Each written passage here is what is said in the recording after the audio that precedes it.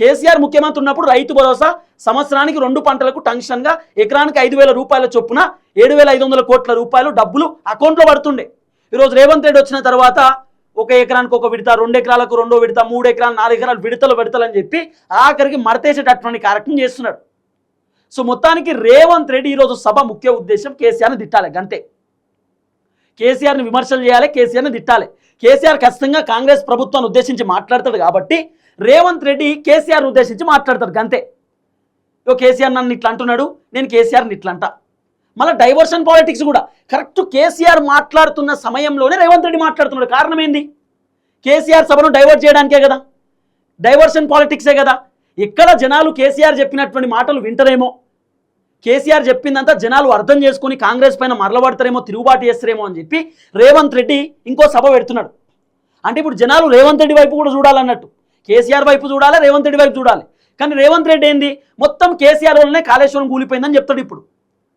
ఇప్పుడు ఈ పిల్లర్లు రిపేర్ చేయాలంటే భారీ బహిరంగ సభ పెట్టి రిపేర్ చేయాలనా? భారీ బహిరంగ సభ పెట్టి కేసీఆర్ తప్పు చేసిందని చెప్పాలనా? రేవంత్ రెడ్డి ప్రెస్ మీట్ పెట్టి కూడా మేము పిల్లర్లు రిపేర్ చేపిస్తున్నాం, కాళేశ్వరం మేడిగడ్డ రిపేర్ చేపిస్తాం, అన్నారం సుందిల్ల బ్యారేజ్లు కూడా రిపేర్ చేపిస్తున్నాం, బుంగలు పట్టే దాన్ని సెట్ చేస్తున్నాం అని చెప్పొచ్చు. కానీ రేవంత్ రెడ్డి ఇంటెన్షన్గా కావాలని కేసీఆర్ భారీ బహిరంగ సభను డైవర్ట్ చేయడానికి విశ్వ ప్రయత్నాలు చేస్తున్నాడు. ఆ ప్రయత్నంలో భాగంగానే రేవంత్ రెడ్డి పరుగులు తీస్తున్నాడు కేసీఆర్ మాస్ ఎంట్రీతో. కేసీఆర్ ఈరోజు బయటికి వస్తుందని రేవంత్ రెడ్డి మీటింగ్ పెట్టిండు, సభ పెట్టిండు. కేసీఆర్ బయటికి వస్తుందని రేవంత్ రెడ్డి ఈరోజు పబ్లిక్ మీటింగ్ పెట్టేటటువంటి కార్యక్రమం చేసిండు. కేసీఆర్ దెబ్బకు రేవంత్ రెడ్డి ఉరుకులు పరుగులు తీస్తున్నాడు, ఇది పక్కా. ఈరోజు రైతు భరోసా కూడా కేసీఆర్ వల్లనే ఇస్తున్నాడు. కేసీఆర్ మొన్న రైతులకు రైతు భరోసా చేయకపోతే భారీ బహిరంగ సభ పెడతా అని చెప్పిండు. అరే కేసీఆర్ సభ పెడితే ఇబ్బంది అవుతుంది, కాంగ్రెస్ ప్రభుత్వానికి పరువు పోతుంది అని చెప్పి రేవంత్ రెడ్డి ఎకరానికి రైతు భరోసా మొన్న ఇచ్చిండు.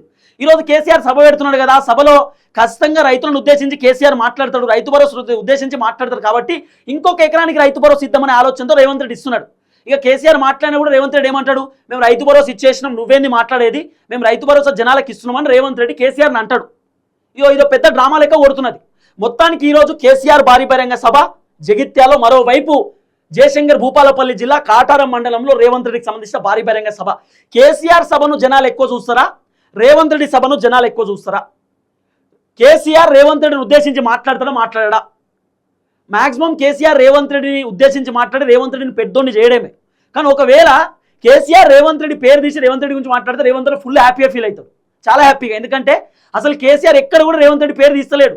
కాబట్టి ఇప్పటికన్నా తీస్తే రేవంత్ అని అనుకుంటే అబ్బా నేను ముఖ్యమంత్రి, నా పేరు కేసీఆర్ తీసి నేను గ్రేట్ అని అనుకుంటాడేమో.